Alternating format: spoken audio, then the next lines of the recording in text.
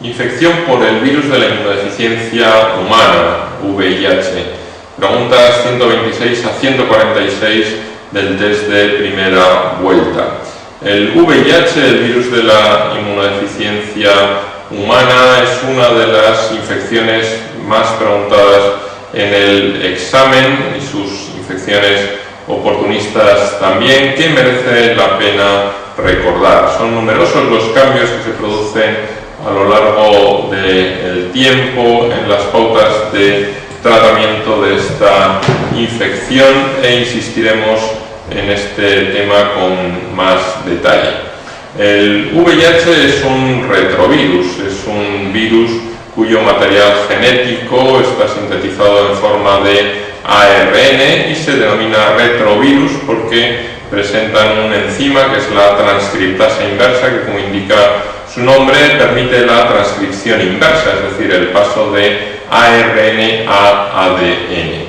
Las primeras infecciones por VIH, las primeras infecciones oportunistas por este virus, se diagnosticaron en las ciudades de Nueva York y de San Francisco en el año 1981 en sujetos que presentaban dos enfermedades hasta aquel momento excepcionales, como eran la neumonía por neumocistis y el sarcoma de Kaposi. Y en el año 1983 es cuando ya se describió este virus como causante de esta alteración de la inmunidad celular. Si realizamos un pequeño recordatorio sobre la estructura del virus, hemos comentado que se trata de un virus ARN. Cada partícula del virus contiene dos cadenas de ARN. No es una doble hélice como el ADN, sino dos cadenas independientes de ARN. Cada una de ellas contiene el material genético completo del virus. Junto a ese material genético se sitúan algunos enzimas que intervienen en su metabolismo, como la denominada transcriptasa inversa, que en el citoplasma de la célula infectada metaboliza el paso de ARN a ADN, y la denominada integrasa, que es un enzima que actúa una vez que el ADN se ha introducido en el núcleo de la célula. Como indica su nombre, la integrasa va a mediar la integración del ADN formado del virus en el ADN del núcleo de la célula infectada. Material genético, transcriptasa inversa, integrasa estarían en la parte más interna del virus. Alrededor se sitúa una estructura proteica denominada el core, el corazón del virus, cuya proteína más importante desde el punto de vista clínico sería la proteína P24. Y en la parte exterior se sitúan las dos membranas. La membrana interna también es una estructura proteica, cuya proteína más importante a recordar es la proteína P17, y la membrana externa. En realidad, la membrana externa es una doble capa lipídica que no pertenece al virus. En realidad es la doble capa lipídica de la membrana de las células eucariotas que el virus toma prestado, entre comillas, cuando en el proceso de exocitosis sale para infectar a otras células. En esa exocitosis, desde una célula infectada, se rodea de parte de la membrana externa de la célula que había infectado. En esa membrana externa se van a situar dos proteínas muy importantes para el virus, puesto que son las que le van a permitir infectar otras células, que son la proteína GP41 y la proteína GP120.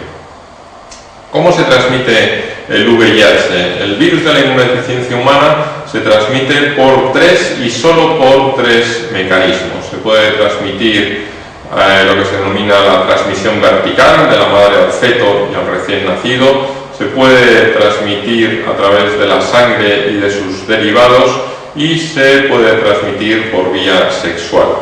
En cuanto a la transmisión vertical, hay que recordar que se puede transmitir el VIH durante todo el embarazo, aunque es más frecuente según avance el embarazo. Es más frecuente la transmisión en el tercer trimestre del embarazo que no en el segundo y que no en el primero. Se puede transmitir en el momento del parto, que sería un momento de máximo riesgo, y se puede transmitir a través de la lactancia materna. Por eso en aquellos países en los que sea posible está contraindicada la lactancia materna en madres infectadas por VIH. Respecto de la transmisión a través de la sangre y de sus derivados, la transmisión tradicional era la de los drogadictos, los adictos a drogas por vía parenteral que compartían jeringuillas, aunque lógicamente esta forma de transmisión cada vez es menos frecuente en la actualidad. Otra posibilidad a tener en cuenta de transmisión a través de la sangre y de sus derivados es la transmisión accidental al personal sanitario, que de manera accidental se expone a la sangre de un sujeto infectado por VIH al clavarse una aguja con sangre de esa persona infectada por el virus.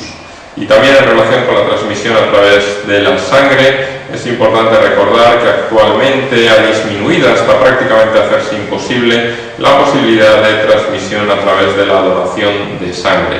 Actualmente, en todos los casos de donación sanguínea, se recomienda realizar una técnica de PCR, de reacción en cadena de la polimerasa, que detecta el material genético del VIH, del virus de la hepatitis B y del virus de la hepatitis C, de los tres virus a la vez, con lo cual hace que la posibilidad de transmisión a través de donación sanguínea de alguno de estos virus sea prácticamente nula. Y por último, en cuanto a la transmisión sexual, hay que recordar que a nivel mundial la causa más frecuente de transmisión del VIH es la transmisión sexual por vía heterosexual. El VIH se puede transmitir con diferentes tipos de relaciones sexuales y es más frecuente la transmisión del varón a la mujer que no al revés.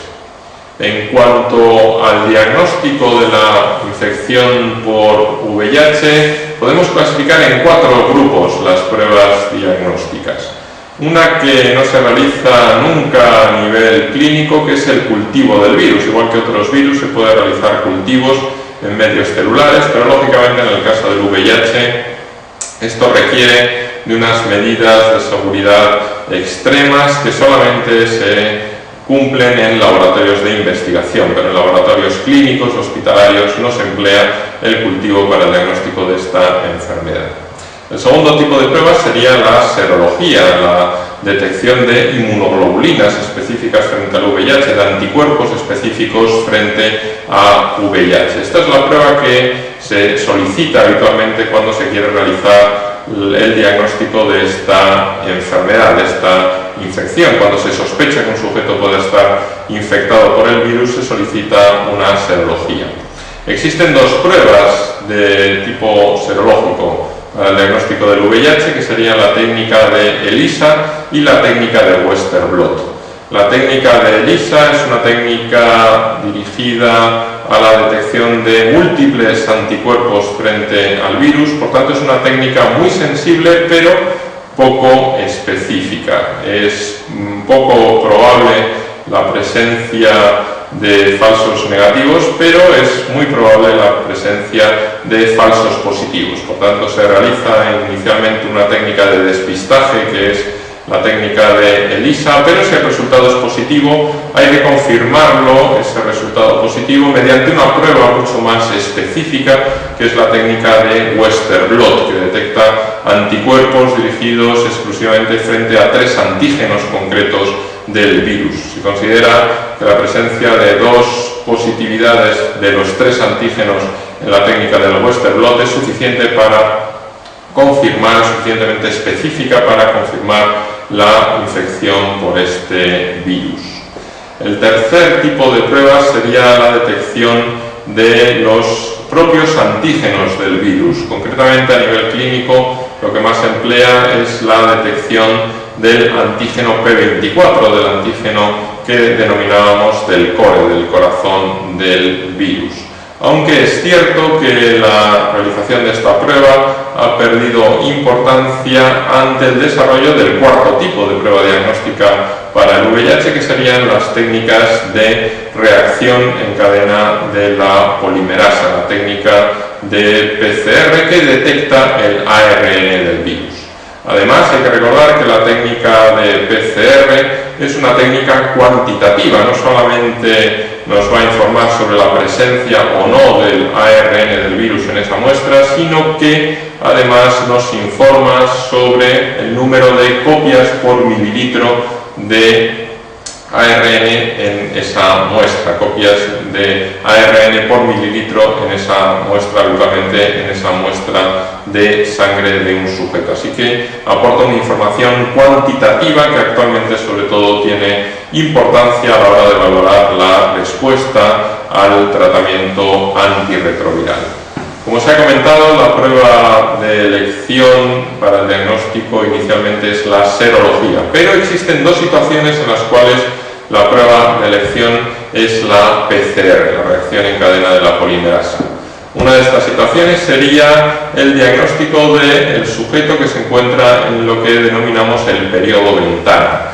El periodo ventana son las semanas iniciales después de que un sujeto se infecte por VIH, habitualmente las primeras 4 o 6 semanas en las cuales el sujeto está infectado, tiene VIH, tiene virus en su organismo y por tanto lo puede transmitir, pero todavía en ese momento no se han formado los anticuerpos específicos, todavía no ha habido una respuesta específica del sistema inmunológico. Por tanto, si nos enfrentamos a una situación clínica en la cual el sujeto se puede encontrar en el periodo ventana, la prueba diagnóstica de elección en ese momento sería la técnica de PCR.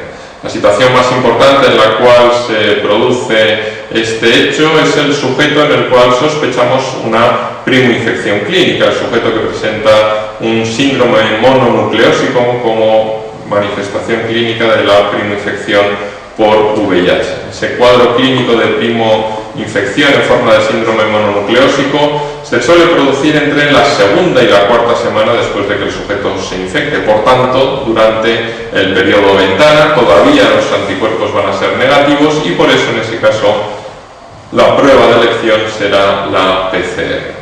Y el otro tipo de sujetos en los cuales la serología puede que no sea válida, en este caso porque puede ser falsamente positiva, es en el recién nacido. El recién nacido de una madre infectada por VIH puede presentar una serología falsamente positiva porque lo que estemos detectando sea la inmunoglobulina G materna. La IgG materna tiene la capacidad de atravesar la placenta. Dentro de esas inmunoglobulinas de tipo G se pueden encontrar anticuerpos frente al VIH y por tanto la detección de anticuerpos en un recién nacido de una madre infectada por VIH no significa necesariamente que ese recién nacido esté infectado por el virus. Si realmente queremos saber si en ese momento existe o no virus en el organismo de ese recién nacido, la prueba de detección es la PCR. Por tanto, en ambas situaciones, durante el periodo ventana y en el recién nacido, la prueba de detección para el diagnóstico del VIH